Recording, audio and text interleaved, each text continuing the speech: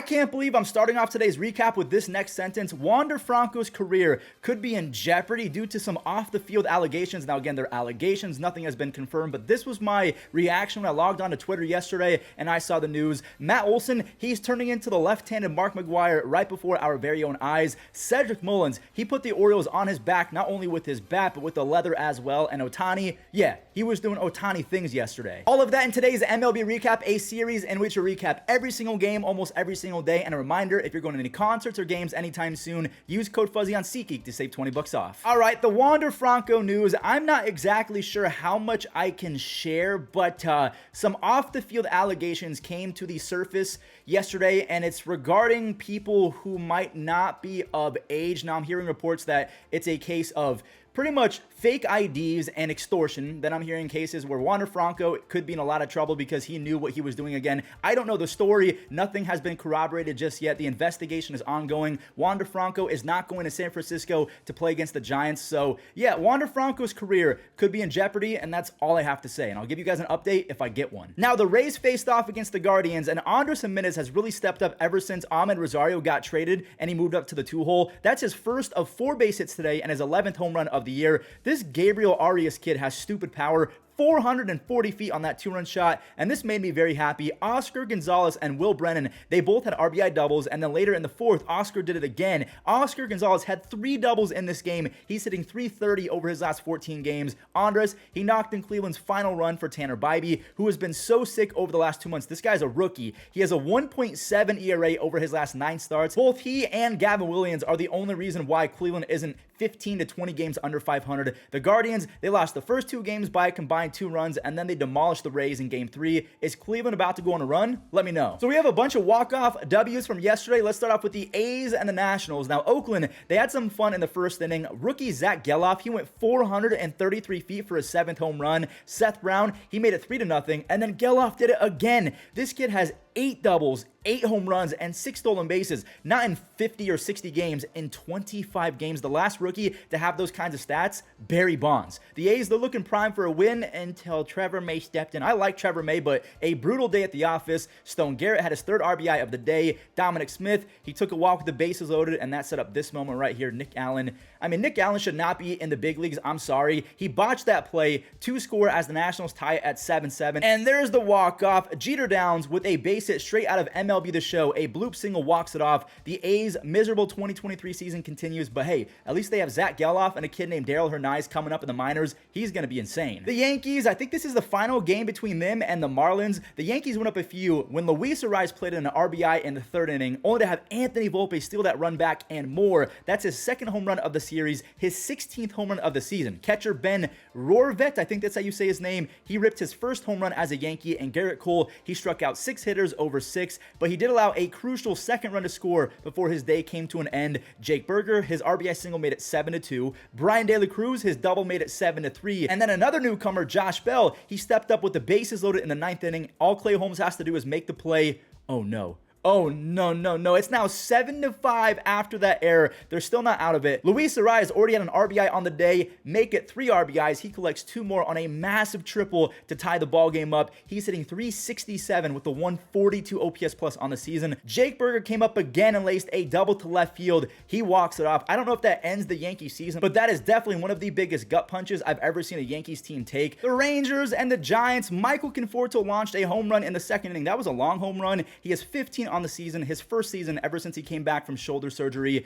Logan Webb, he was 1 out away from a CG shutout. That is a complete game, 9 innings, no runs. But actually, before we show that, shout out to Dane Dunning of the Rangers. This kid absolutely carved despite that home run to Michael Conforto. He struck out 12 over 7 innings. He has 29 strikeouts over his last 20 innings pitched. He came on over in that Lance Lynn trade, and then they basically lost Lance Lynn for nothing. Like I mentioned, though, Logan Webb, he went 8 2/3 shutout before getting taken out after a double. It was the correct move in my opinion because they have Camilo Duvall. He's a strikeout machine. He's been disgusting this year, but props to Texas for fighting back. Zeke Duran, he tied it for the Rangers, but all that means is we get an opportunity to showcase this freak of an athlete that is the rookie switch-hitting defensive god catcher, Patrick Bailey. That is the fastest pop time of 2023, and then he walked it off. He has 22 extra base hits, 38 RBIs in just 66 games, one of the best defensive catchers I've ever seen. Patrick Bailey, as a rookie, is one of the most valuable players in in baseball. From one late game thriller to another, we're going to go ahead and skip all the way until the 9th inning. The score is knotted at 2-2. Baltimore leadoff hitter Ali Rutschman trickled one to the pitcher, and Jorge Mateo is trying to score. He does. Mateo is like one of 5 guys that could have scored on that play. It's 3-2 Baltimore now,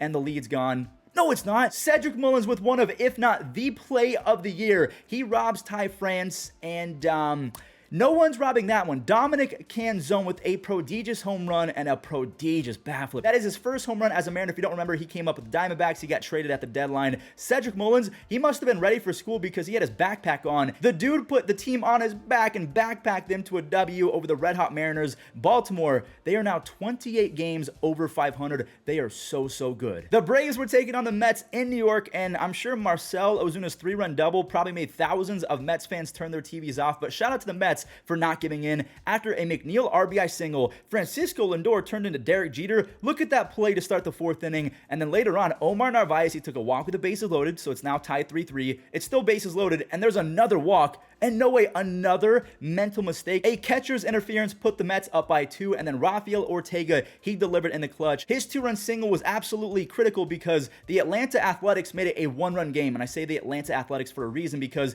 how did they get these two superstars for 7 M&Ms, a piece of paper, and belly button lint? Sean Murphy, he has 20 home runs and a 142 OPS plus. Matt Olson, he has 43 home runs, 107 RBIs, and a 162 OPS plus. I know I'm kind of fangirling over those guys right now as the Mets do beat the Braves 7-6, so shout out to them. We have another 1-run ball game. This one was between the Astros and the Angels. I feel like I haven't said the name Mickey Moniak in a while, and it's crazy because he was basically in every single recap from his debut up until the last week. He came up huge for starting pitcher Chase Silseth, knocking an Escobar on a double, and then Silseth, he was dealing. I almost cannot believe what I'm about to say. He went 5 shutout against the Astros. So that means over his last 4 starts, he has a 1.5 ERA and a ridiculous 31 strikeouts over 22 innings. I don't know what happened in AAA, but he figured it out, which is crazy because the same thing happened to Reed Detmers last year. So maybe they should trade AAA and MLB pitching coaches because the Major League one kind of sucks. Ohtani then stepped up and hit a clutch home run, his 41st of the season. Yes, you heard that right. He's on pace for nearly 60 home runs, almost matching Matt Olson. It was clutch because Houston scored 1 in the 6th as well, but the LA bullpen, they held it down. Carlos Estevez, he looked like Carlos Estevez again. 2 strikeouts. He has 25 saves on the season. The Angels, they're back to 6.5 games of the wild card spot, but there's only 43 games left. Can they make the comeback? Let me know. We're going to go ahead and transition to the other LA team, even though this team is actually in LA and the other one is from Anaheim. Anyways, Max Muncy, he got the party started for LA with an RBI single, and Miguel Rojas, he enjoyed a nice 4 RBI day. After Julio Urias gave up the lead, Rojas, he stole it back on his 2nd home run of the year. He's been 100 times better ever since they traded for Ahmed Rosario and basically dangled him losing his job right in front of his eyes. Mookie's been doing this all year long, so no surprise here. A 2-run double. He is one of 4 players in the history of baseball to have 330 plus doubles, 240 plus home runs, and 160 plus stolen bases by their age 30 season. Look at the other 3 guys on that list. Urias, he settled down after that 2-run home run to Alan Trejo. He struck out 12 Rockies over 7 innings. I really feel like the Dodgers and the Braves are on a collision course. It seems inevitable for them to meet in the NLCS.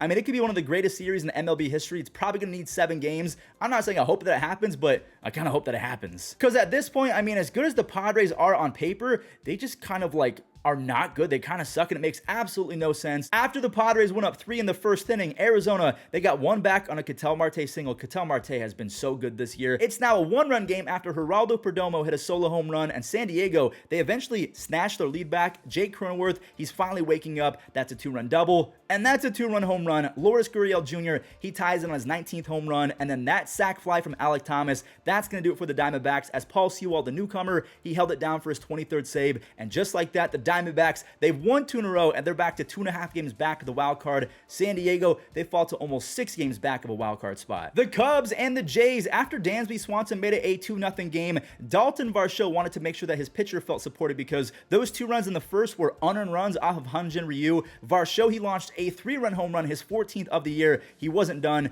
More on him in just a second. Vladdy, he smoked 2 RBI singles between the 2nd and the 4th inning. A wild season because he has 24 doubles, 18 home runs, and 72 RBIs while being one of the most unlucky hitters in all of baseball. When Vladdy Jr. starts pulling the ball again, I mean, honestly, sky is the limit. Varsho, he singled in 2 more to make it a 5 RBI night. He has 14 home runs, 13 stolen bases. Now, he still has some work to do with that .216 batting average, but at least he has 7 outs above average defensively in the outfield. Ryu, he was impressive again. He's only allowed 2 base hits over his last 9 innings. He's going to be a huge addition to that Jays rotation as they're trying to make a World Series run. They ran it all the way up to an 11 spot on some singles and a double from Whit Merrifield. The Jays are now 12 games over 500. All right, so we just saw the Cubs lose, which means the Reds, they can get back to sole possession of second place with a W over the Pirates. Cincinnati starting pitcher Brandon Williamson, he was lights out again, and his offense, they were led by rookies. Cincy, they have like 71 rookies, so yeah, it's probably going to be led by them pretty often. CES, Christian Encarnacion Strand with an RBI, and Matt McClain with an RBI double. Williamson was cooking, and then Williams finally broke through for the Pirates. Rookie Alika Williams drove in rookie Henry Davis, so now it's a 1-run game, and you're kidding, right? Another rookie, every single run I feel like was scored by rookies. Jared Triolo, he swatted his first career home run, scoring rookies Leover Peguero and rookie Endy Rodriguez. So many rookies as the Pirates win 4-2. David Bednar, he struck out 2 Reds to close out his 24th save, so on to game 2 we go. Brian Reynolds, he blasted off. He's been insane over the last few weeks. That was his first of 2 home runs. One of the few non-rookies in this doubleheader, Luke Maley, he clutched up again. His 2-run single came a few games after he ripped a 3-run home run in game number 1 of the series. Okay, back to the rookies. The Pirates reclaimed the lead as rookie Leover Peguero hit a home run. And right before Elly De La Cruz deleted the baseball, Elly has 10 home runs and 18 stolen bases. He's the second fastest in baseball history behind Barry Bonds to reach 10 career home runs and 15 or more stolen bases. Elly did it in 58 games. Barry Bonds did it in 57 games. That just shows how toolsy Elly De La Cruz is. Peguero and Reynolds, they combined for 2 more RBIs. Reynolds has 17 home runs. He's hitting .320 with 8 home runs over his last 19 starts. Pittsburgh, they're looking for a sweep of the doubleheader, and then the 8th inning happened. Henry Ramos, he singled in Joey Votto, and then Stuart Fairchild, he tied it at 5 on a double, and then an RBI ground out wins it. Daniel Duarte, he converted his first save of the year. So the Reds and the Cubs are still tied for second place. Let's check in on the first place team, the Brewers, and see if they can put some separation between those other 2 teams. This game was kind of a slow burn, and that was to be expected when you have Freddie Peralta and Dylan Cease going on the bump. Rookie Andrew Monasterio has been so good. He doubled in Willy Adames. He's hitting .290 with 3 home runs, 5 stolen bases, and a near .370 on base percentage with pretty good defense as well. Freddie Peralta, he outdueled Dylan Cease. He went 6 scoreless frames. Over his last 4 starts, he's thrown 25 innings. He has struck out 39 hitters in 25 innings, okay? He has a 1.44 ERA in that same stretch as well. He's their key in my opinion. Carlos Santana, how did he hit that baseball out? I mean, he hit that far on a pitch that was maybe at the dirt. So far, he's been pretty bad for the Brewers, but that's a big-time 3-run tater. Yelich, I mean, this guy's been incredible. He's hitting .290 with 27 doubles, 16 home runs, 25 stolen bases, and amazing defense, 3 outs above average in left field. He's 3rd in F4 for all of left fielders behind Juan Soto and Corbin Carroll. The Brewers, they're 3.5 games ahead of first place as they've won 4 games in a row. So we have seen the Mariners lose in this game. We saw the Yankees lose in this game. Boston really needs to take advantage of those 2 teams losing, and they're taking on the Tigers in Boston. Justin Turner, he's having a monster year for a 38-year-old. He's basically hitting .290 with 19 home runs and a 124 OPS plus. The bad man, he made things interesting with the solo home run over the Green Monster, but Duvall, he put this game on ice. Adam Duvall, he belted a long 3-run home run to score Story and Yoshida.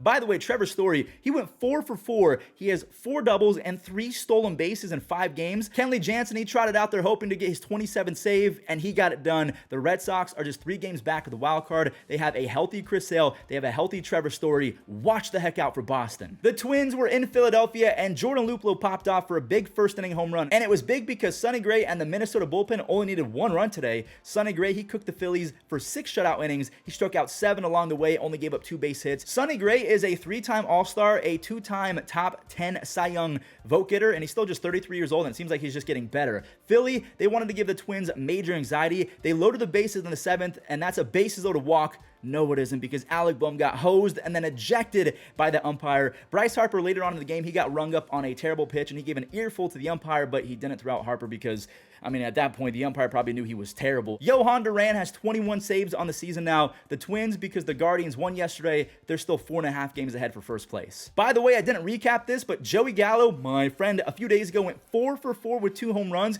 He's hitting under 190 with an OPS plus over 100. I mean, it's just absolutely incredible. He has 20 home runs, a bunch of walks. Reading off his stats might make your grandfather implode, but honestly, considering the sabermetrics, technically, he's been an above-average hitter this year. Nothing has really changed in terms of the wild card standings, especially in the AL and the NL. We still have the Reds and the Cubs tied for a half game back of the Marlins. The Marlins are a half game ahead for that final wild card spot. The Diamondbacks, they're 2.5 games back. The Padres, I mean, what's going on with them? All right, today's Immaculate Grid. I have yet to see it. The Guardians and the Yankees. I could go with CC Sabathia, but I'm going to go Hafner. Travis Hafner, if you guys don't remember, he had a brief stint with them.